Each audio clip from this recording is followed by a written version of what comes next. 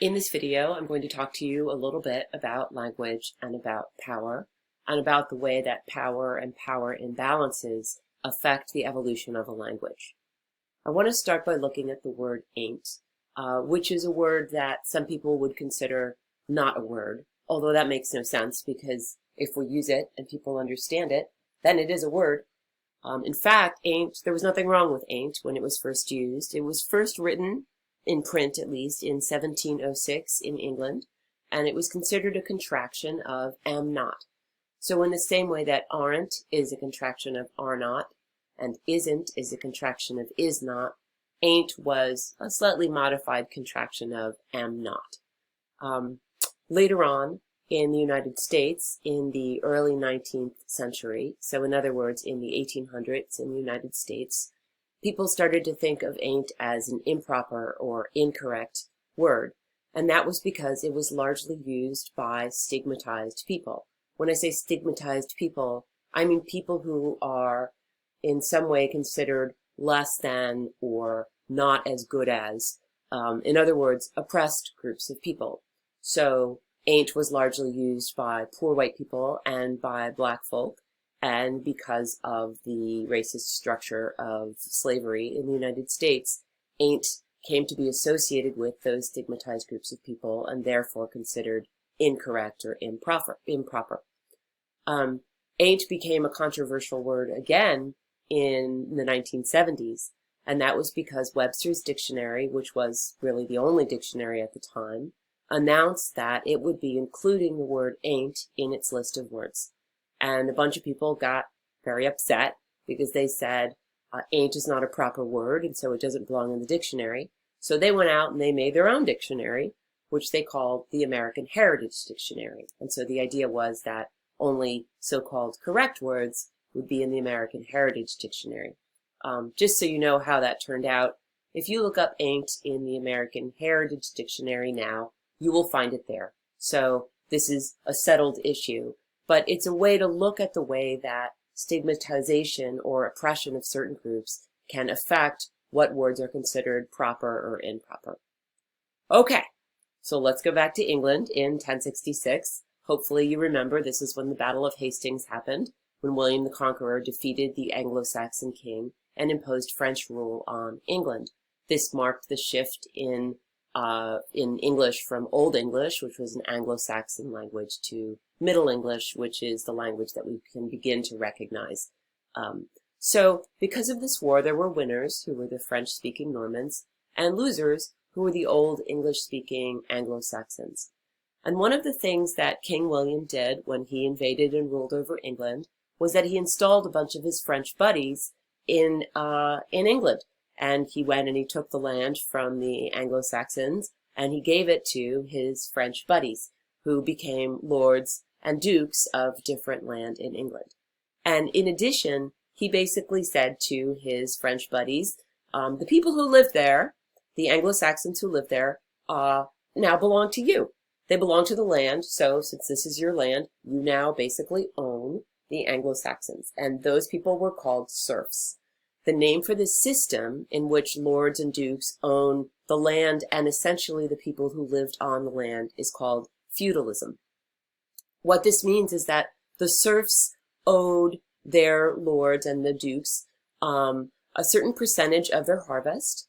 They also owed them military service so that if the dukes wanted to go and invade somewhere else and take someone else's land or whatever, the serfs would have to fight their battles for them. And this system of feudalism remained in England until the 1300s. In the 1300s, the Black Death wiped out a lot of people, and all of a sudden there weren't enough serfs to work the land. And so serfs were able to perhaps negotiate a better deal with their lords and their dukes. And their better deal, by the way, was the ability to pay rent. Because if you paid rent and you had a good harvest, you could have a bigger profit. You didn't owe them a percentage of your harvest. So anyway, this was the world of the Anglo-Saxon serfs. They worked the land and they tended the animals. And from the Anglo-Saxon serfs, from the language that they spoke, which was Old English, we now have the terms that we use for animals. So our word cow comes from the Anglo-Saxon cu, cu. Our word for pigs, swine, comes from swin, S-W-Y-N, Anglo Saxon word for pigs, skep, or sheep, S-C-E-P, and calf was a baby cow.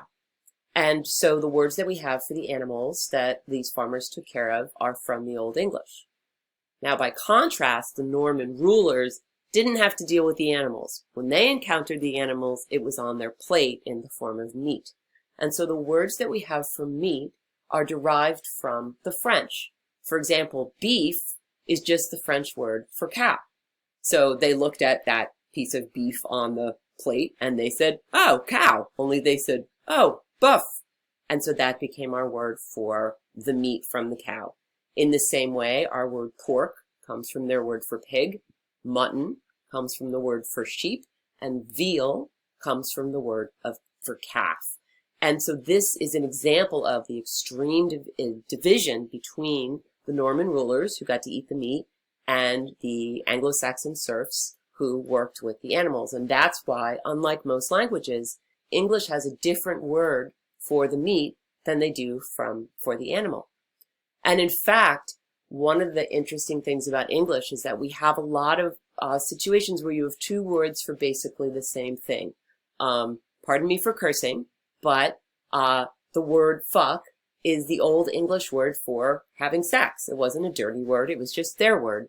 Whereas the French word became the word fornicate. And now we consider fuck to be a curse and fornicate to be a more polite way to refer to that activity. Same with sweat and perspire. Sweat was the Old English word for when, you sweat, but the French word was perspire. And we all know that if you say you perspire, that's like a kind of fancier way or more like so-called polite way to talk about when that happens. Same with shit and defecate. Shit is just the Old English word. Defecate comes from the French word. If you go through this list, you will see that the words on the left, which are the Old English words, are maybe a little bit less fancy than the words on the right, which come from the French. And this is because of how power was distributed. The language spoken by the people who were defeated in the war became a rude or informal way to say something, and the words that the winning side used, the French, become perhaps more polite ways. So I've provided this list for you in your modules, and you should spend a little bit of time and look at how we have this subtle distinction, but we have double words for things. This also occurs in the law. In the law, we often have two words for the same thing, like cease and desist, or aid and abet. And that's because one word is from the Old English and one word is from the French. So if we look at the list of the 100 most commonly used English words, and I encourage you to look at this list. They're interesting things to be seen. Like we use the word he a lot more than we use the word she, which as a woman, I find a little problematic. But anyway, if we looked at this list of the 100 most commonly used words, we'll notice that they tend to be short words, and they tend to be words that we learn earlier on when we're learning the English language. And that is because most of these words are from the Anglo-Saxon. In other words, the most basic words in our language are from the Anglo-Saxon, whereas the fancier, more ornamental, less necessary words are from the French. And this is because babies grew up learning the language of the women who cared for them. And the women who cared for the babies tended to be Anglo-Saxon servants. So these are the words that the babies pick up from the Old English, and then as they get older, they learn the French words.